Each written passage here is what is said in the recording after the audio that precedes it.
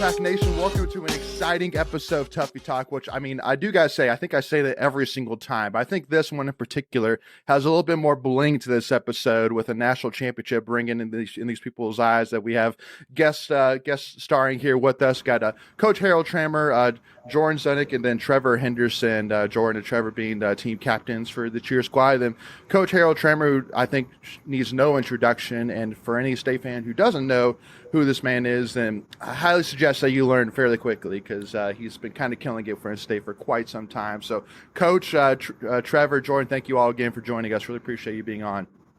Thank you for having us. Thank you.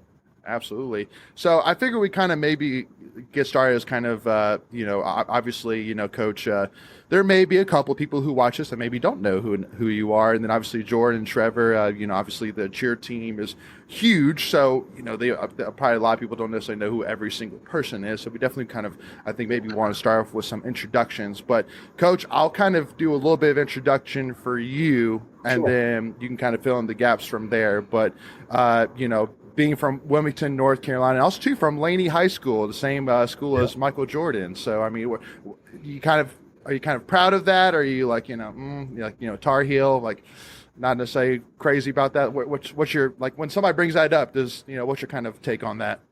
That's it. It's an easy one to recognize. Everybody knows Michael Jordan. So knowing that you came from his high school, it's an immediate correlation. Obviously, we don't like the color he went to, but definitely recognizable. He came back a couple times when I was in high school, unannounced assemblies, and came and talked to the students.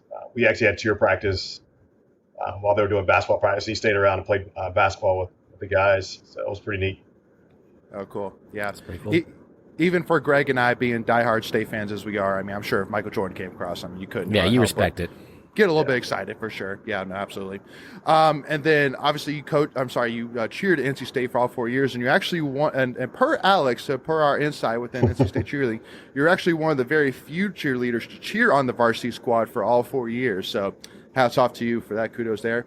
And then I know we just celebrated your 20th year being the head coach of this program, leading this team to four team titles, 2 group stunt titles, and 2 mascot titles, and also to having the highest graduation rate in the program, and also has 2 teams that have earned the highest 2 GPAs in program history. So, quite a resume there, Coach. But anything else you would add to that I didn't mention there? I think you covered most of it. Just proud of having the opportunity to go to a school with the type of program that NC State was when I got here, and had the opportunities to cheer and compete for the pack. Actually, I was on the team for 5 years, so I took 5 years to finish school. So I was here for a total of 5 years. It was all on red team, which was a more experienced team when I started out. So, but yeah, I think you covered all the highlights. It's been a great opportunity to be part of the pack for so long. It's I've been at state longer than I've been anywhere else. Yeah. Go ahead, so, Greg. Coach, you just mentioned the red team. Can you just talk about, I didn't know there was a red team or a such thing. Can you just kind of talk about the different teams that you have there then? Yeah, so the structure of the teams when I was at state are a little bit different than the way we have things set up now. So when I was cheering, red team was our more advanced team. That was the team that we pulled athletes from to compete at UCA College Nationals. Our white team was our less experienced team. They didn't compete, but they performed a halftime routine each season. And it was kind of normal for people to come in, spend a year or 2, maybe 3 on white team, and then their last year or 2 moved to red team. But I was fortunate when I came in, and I had a pretty solid background from cheering in high school and doing all-stars at the time. And the coach gave me the opportunity to be on red team as a freshman. Gotcha. Awesome. Now the setup's a little bit different. We have 2 teams now that are competing. So we're competing in 2 different divisions, which allows us to compete more athletes. And we compete in large co-ed, and we compete in small co-ed. Small co-ed is the division that we won this year. Hmm. Absolutely, but again, we'll definitely give some shout out to Large Co-Ed too, and the other teams as well that competed. Here later in the episode for sure. But I gotta Sounds jump good. on over to my man Trevor here, who I gotta say, I graduated with a chemical engineering degree, and once I got filled in the year at aerospace engineer, I was like, holy smokes! Like, there's somebody that's on the cheer staff, cheer team that can also like study to be an aerospace engineer. That's crazy. Like, I couldn't imagine like as much studying as I had to do, and then much less having to do all the practicing and going to games and everything that's included with it that we learned about when we had Camille Weiss on the show even too. So hats off to you there, Trevor. First of all, but anything you kind of add a background about yourself? Yeah, so I am in an aerospace major. The key with that is just time management, staying ahead of my studies and taking as much time as I can outside of cheer on weekends and just transitioning with that. But a little about my background. I'm from right outside of Philadelphia, Pennsylvania, right in Conshohocken area.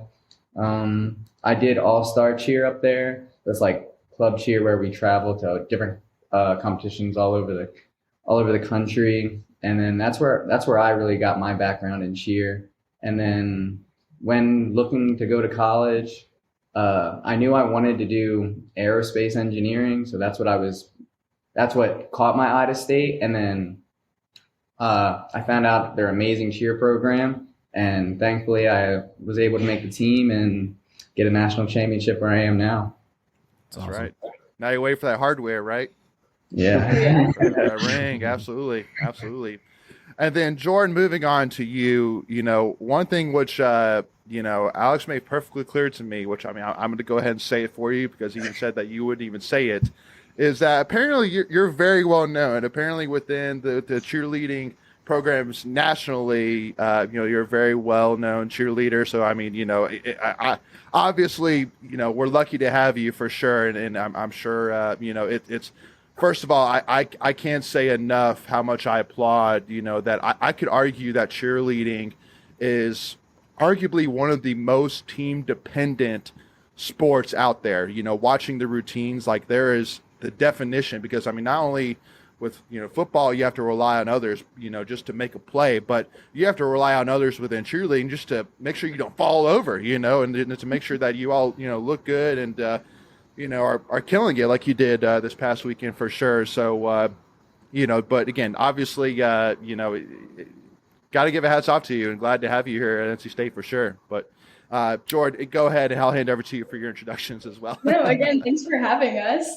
So I'm from Raleigh, North Carolina, and I actually cheered at Cheer Extreme, which is an all-star gym, and I won 2 world titles there. And I think that's where Alex is coming from when he said that. I mean, national championships are nice, but I feel like world's a little bit bigger, right? That's pretty cool.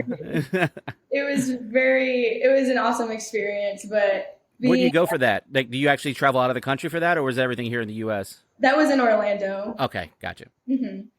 But yeah, I was, so I have an all-star background, and then since I'm from Raleigh, I've always been a huge NC State fan. I think I've always wanted to come here. And so when I got in, Coach Carroll gave me the amazing opportunity to be on the team, and now we have a national title, which is awesome.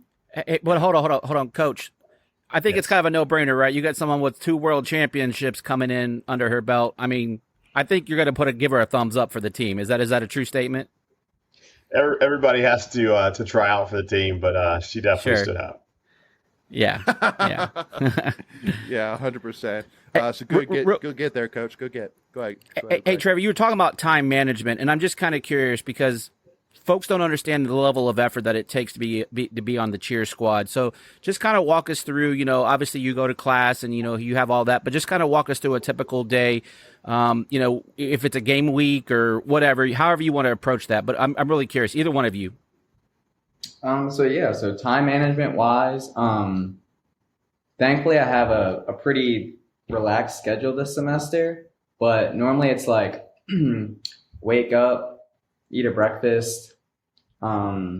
This semester I have classes that start at 1:30 in the afternoon. So I'll wake up, eat breakfast, study, work on homework, then transition my way to class. Then after that, I'll either head to lifts or go home right before practice and study a little bit more.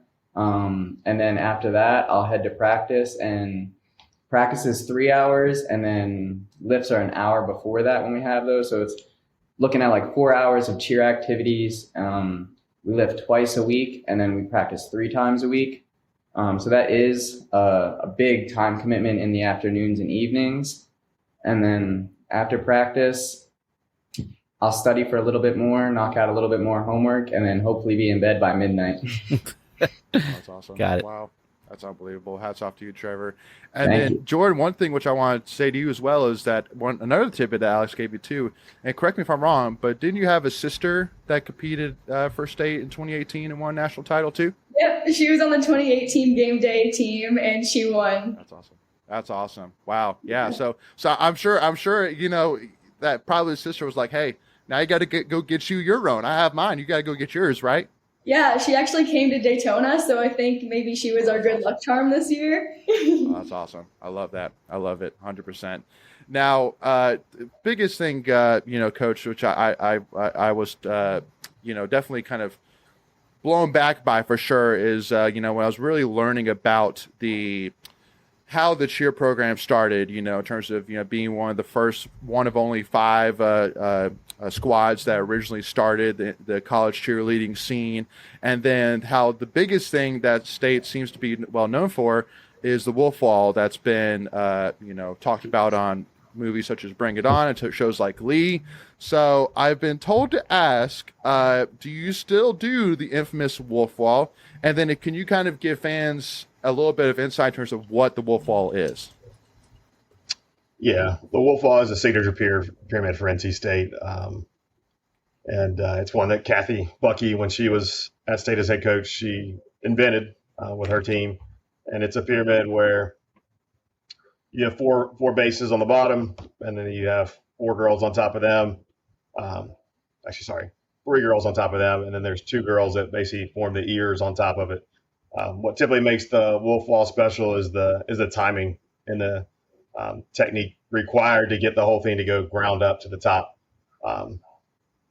It's all timing, and a lot of teams just struggle with the discipline of making sure all the pieces are moving at the right time.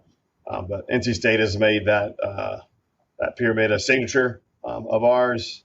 I think one of the coolest versions of it was the layback wolf wall, where we grounded up, and then at competition in 2001 they decided to lay it back and totally caught everybody off guard. Everybody thought it was falling. In day 1, it actually did fall.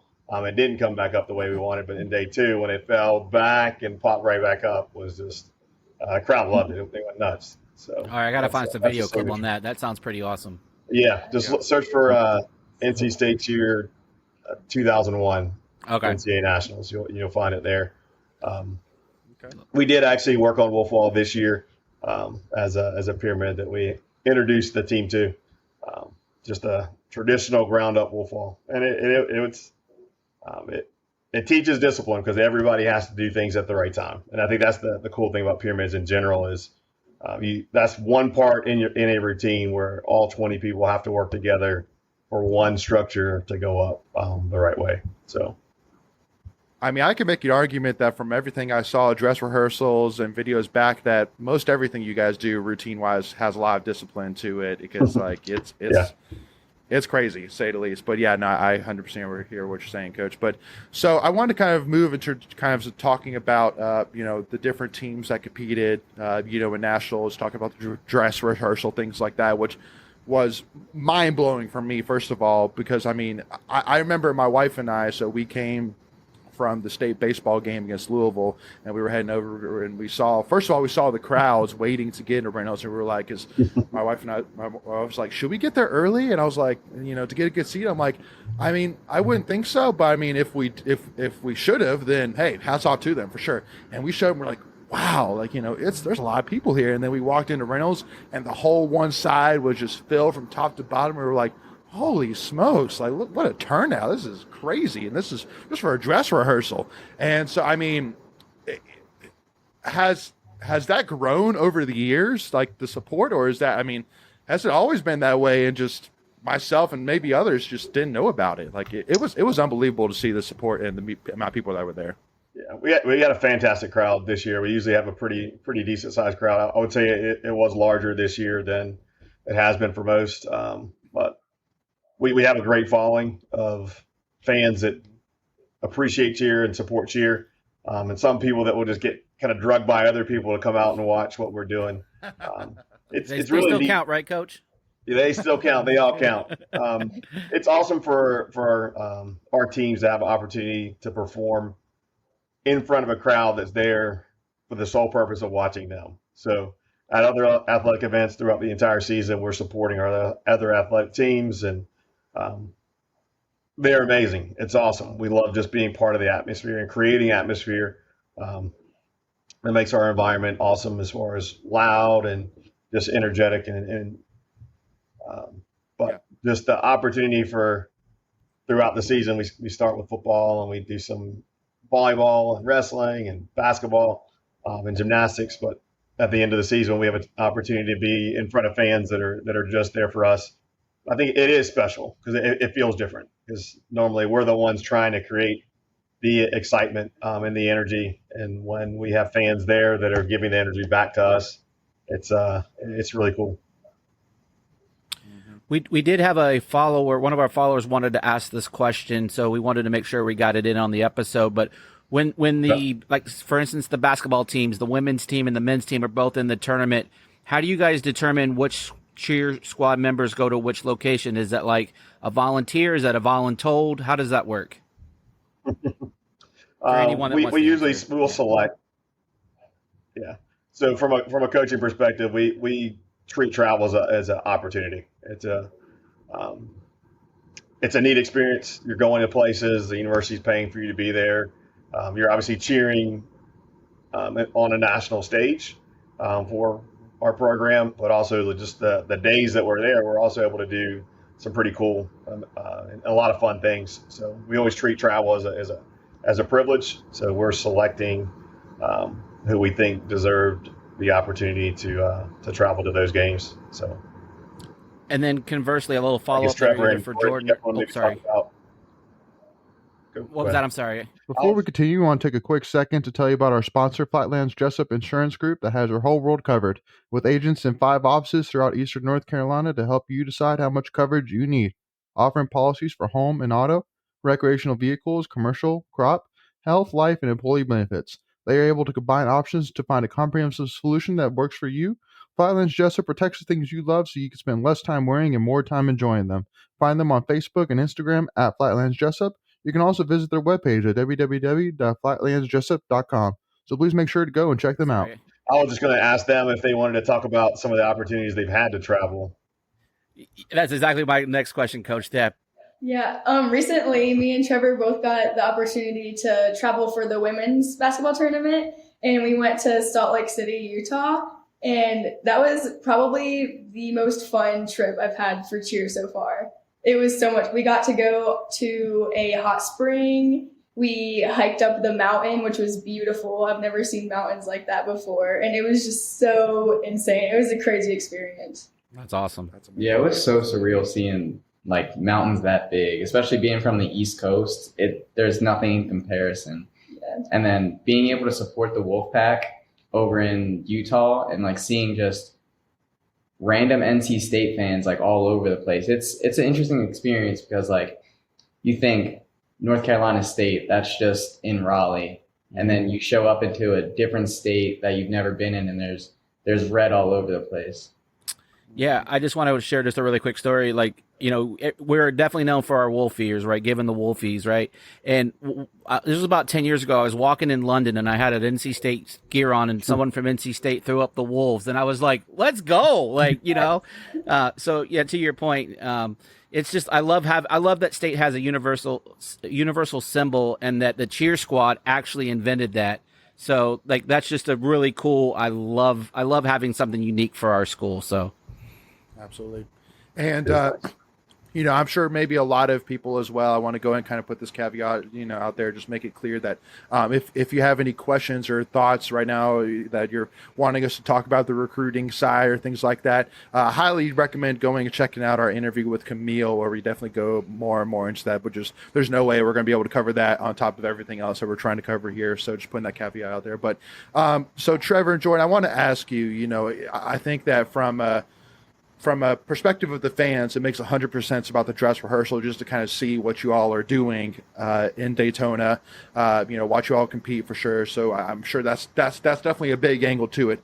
But I'm sure the other angle is just like the word dress rehearsal, to give you guys an opportunity to do your routines in front of a crowd that I'm sure you haven't had a chance to do yet.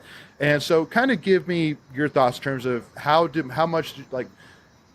what did that do for you in terms of preparation wise, for maybe you personally? And Trevor, I'll probably start with you, and then Jordan, you can follow right after. But what was your biggest takeaway from the dress rehearsal?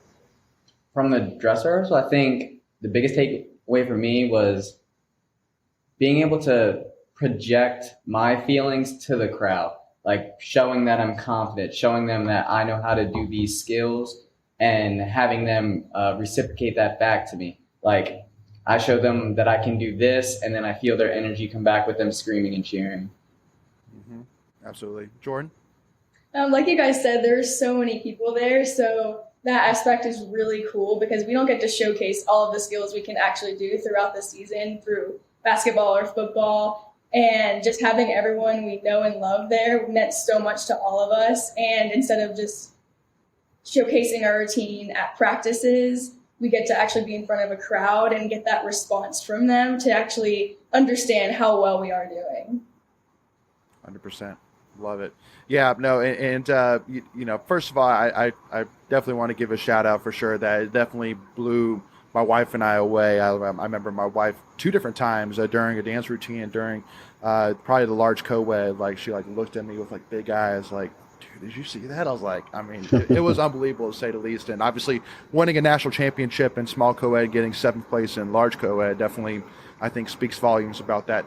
But I want to kind of end this first part by asking a question from a curiosity perspective, is that obviously NC State has to be out there as one of the big programs, cheerleading programs in the country, obviously being one of the original 5, winning multiple national titles. Who are some of the other big guns, out there that, are up there with the elite programs of college cheerleading?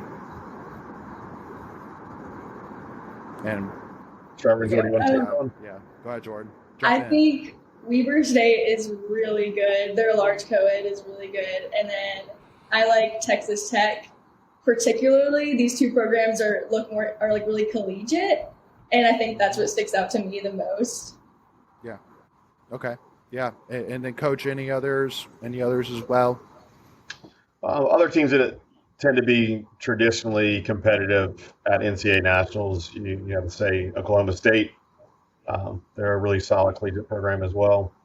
Louisville, they have a strong all-girl, small co-ed and large co-ed program. They're one of the larger programs. Them being in the conference, we see each other a lot.